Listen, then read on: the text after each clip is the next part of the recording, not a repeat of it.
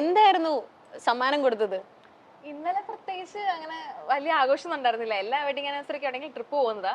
ഇത്തവണ ഓഫീസിലെ തിരക്ക് കാരണം ലീവ് അങ്ങോട്ട് സെറ്റ് ആയില്ല. ഡൽഹിക്ക് പോവാണ്. ഒറ്റയ്ക്ക് പോവാണോ? ഒറ്റയ്ക്ക് പോവാണ്. വെഡിങ് ആനിവേഴ്സറിക്ക് ഒറ്റയ്ക്ക് പോകുന്നു. ചേച്ചി പ്രതികരിച്ചില്ലേ? അടുത്ത മാസം പ്ലാൻ ചെയ്തിട്ടുണ്ട്. അടുത്ത മാസം. അതുകൊണ്ട് ഞങ്ങൾക്ക് എല്ലാ വെഡിങ് ആനിവേഴ്സറിക്കും എവിടെയെങ്കിലും ട്രിപ്പ് പോവാറാണ് പതിവ്. അപ്പൊ ഇത്തവണ ഈ 18-ാം തീയതി മാറ്റി വെച്ചിട്ട് ഡിസംബറിലേക്ക് ആക്കിയിട്ടുണ്ട്. ഡിസംബർ ഫുൾ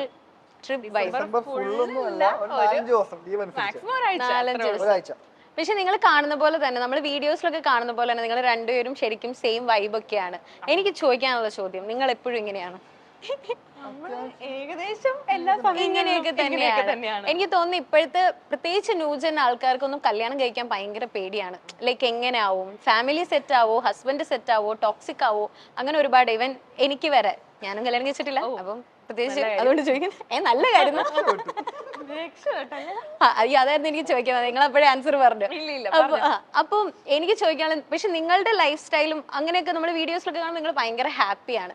സോ ഈ കല്യാണം കഴിക്കാതിരിക്കുന്ന കുട്ടികളോട് നിങ്ങൾക്ക് എന്താ പറയാനുള്ളത്? സജിൻ ബ്രോ ആദ്യം പറയട്ടെ, അതായിരിക്കും കുറച്ചുകൂടി നല്ലത്. പ്രത്യേകിച്ച് അങ്ങനെ എനിക്ക് പ്രത്യേകിച്ച് ഒന്നും പറയാനില്ല. കല്യാണം കഴിക്കുവാണെങ്കിൽ അതിൻ്റെതായ ഗുണവും കല്യാണം കഴിച്ചാലും അതിൻ്റെതായ ഗുണങ്ങളും. കൺഫ്യൂസ് ആയില്ലേ ഇപ്പം?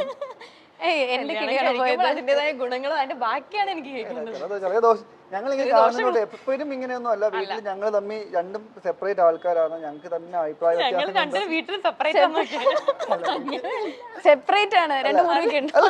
ഇവക്ക് ഇവളുടേതായ കാര്യങ്ങളുണ്ട്, എനിക്ക് എന്റേതായ കാര്യങ്ങളുണ്ട്.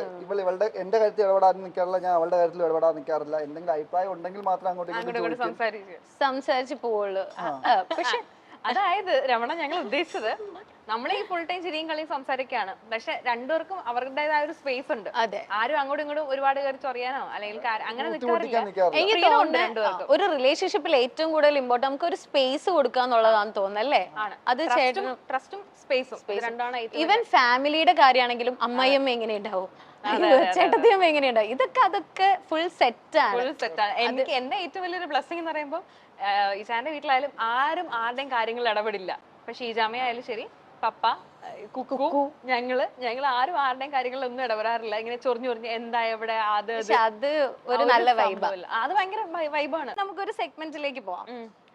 ഫസ്റ്റ് സെഗ്മെന്റ് എന്ന് പറയുന്നത് എനിക്ക് തോന്നുന്നു നിങ്ങൾ രണ്ടുപേരും നമ്മളുടെ മൈൽ സ്റ്റോൺ ഫാമിലിയിലുള്ളവരാണ്. സോ ഇതിനു മുമ്പും ഇന്റർവ്യൂസ് ചെയ്തിട്ടുണ്ട്. അപ്പൊ ആലിസ് ചേച്ചി ഇതിനു മുമ്പ് ഇന്റർവ്യൂ ചെയ്തിട്ടുള്ളതിന്റെ വീഡിയോ നമ്മൾ എല്ലാരും കണ്ടിട്ടുണ്ട്. അത് അത്യാവശ്യം ആൾക്കാരിലേക്ക് എത്തിപ്പെട്ട ഒരു ഇന്റർവ്യൂ. എന്ത് പണിയാണല്ലോ? പണിയൊന്നല്ല. ഇതിൽ സജിൻ ബ്രോയ്ക്കാണ് ടാസ്ക്. ഇത് എന്താന്ന് വെച്ചാൽ ആലിസ് ചേച്ചി ആ ഇന്റർവ്യൂ ചെയ്തിട്ടുണ്ട്. അതിൽ കുറച്ച് ക്വസ്റ്റ്യൻസ് ചോദിച്ചിട്ടുണ്ട് നമ്മളുടെ ആങ്കർ. ആ ക്വസ്റ്റ്യൻസിന് ആലിസ് ചേച്ചി പറഞ്ഞ ഉത്തരങ്ങള് സജിൻ ബ്രോ ഇപ്പൊ പറയണം.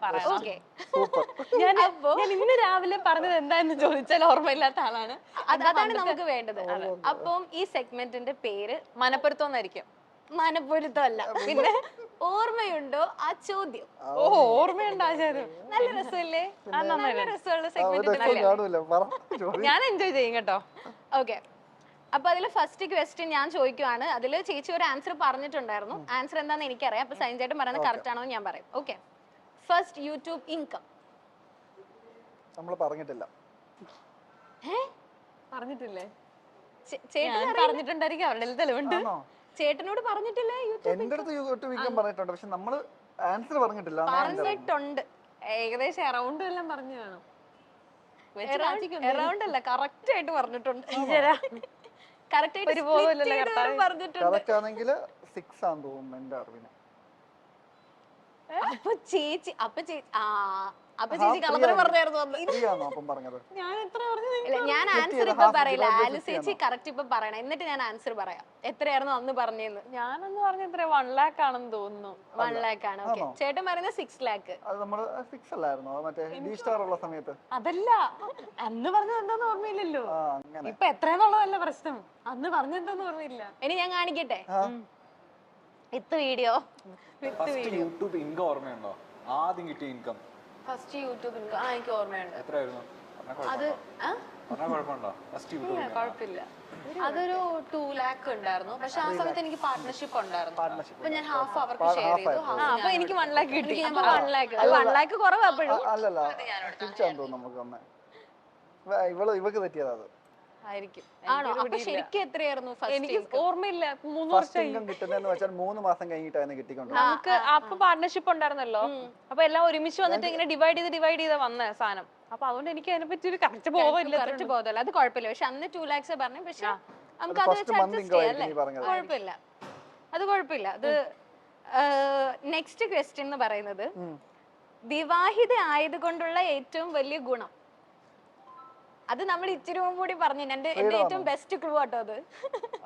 ചേച്ചിയല്ല, ചേട്ടൻ പറയാം. സജിൻ കൂടെ പറയാം. ഫ്രീഡം ആണോ ഉദ്ദേശിച്ചത്? നീ വീട്ടുകാരുടെ അടുത്തുനിന്ന് കിട്ടാത്ത സാധനം. ആ കറക്റ്റ് ആണ്. അതൊന്ന് ഹൈലൈറ്റ് അത് കാണിക്കട്ടെ നമ്മള് വീട്ടുകാരുടെ അടുത്ത് കിട്ടാത്ത സാധനം. അത് ചേച്ചി പക്ഷെ അങ്ങനെ പറഞ്ഞിട്ടുണ്ടായിരുന്നു ലാസ്റ്റ് ഇന്റർവ്യൂല്. എന്റെ പേരൻസ് ഒന്നും എനിക്ക് അത്രയും ഫ്രീഡം തന്നിട്ടില്ല. ബട്ട് ഇവിടെ എനിക്ക് ആഫ്റ്റർ മാരേജ് കിട്ടിയ ഏറ്റവും വലിയ ഇത് ഫ്രീഡം അത് തന്നെയാണ്. ഞാൻ അതുകൊണ്ടാണ് ആ ക്വസ്റ്റ്യൻ മനഃപൂർവ്വം ചോദിക്കുക. അതെങ്കിലും കാണിക്കണോ? എന്തിനാ ഇടക്കിടക്ക് വീണ്ടും വീണ്ടും കാണുന്ന? എന്തിനാ? ഇവളുടെ അമ്മ ഒന്ന് കണ്ടാ മതിയായിരുന്നു കറക്റ്റ് ആയിട്ട്. സോ നെക്സ്റ്റ് വൺ, സിനിമയിൽ ഏത് കഥാപാത്രം കണ്ടിട്ടാണ് ഈ ക്യാരക്ടർ എനിക്ക് ചെയ്യണമെന്ന് തോന്നിയത്? ഞാൻ അത് ആലിസ് ചേച്ചിനോട് നമ്മുടെ ആങ്കർ ചോദിച്ച ക്വസ്റ്റ്യൻ ആയിരുന്നു. അതിന് ആലിസ് ചേച്ചി ഒരു ക്യാരക്ടറിന്റെ പേര് കറക്റ്റ് ആയിട്ട് പറയുകയും ചെയ്തായിരുന്നു. എനിക്ക് ആ ക്യാരക്ടർ ഓർമ്മയില്ല. പക്ഷെ ഇപ്പോഴത്തെ ആണെങ്കിൽ ഒരു മറ്റേ വിൻസിയുടെ ക്യാരക്ടർ ആണ് ഉദ്ദേശിച്ചത്.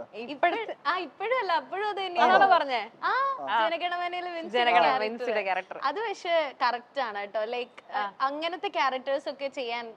ഞാൻ ആദ്യമായിട്ട് തിയേറ്ററിൽ പോയിരുന്ന ഒരു സിനിമ കണ്ടപ്പോ എനിക്ക് എന്നെ ബിഗ് സ്ക്രീനിൽ കാണണമെന്ന് ആഗ്രഹം തോന്നിയത് ആ ഒരു ക്യാരക്ടർ കണ്ടപ്പോഴാണ്.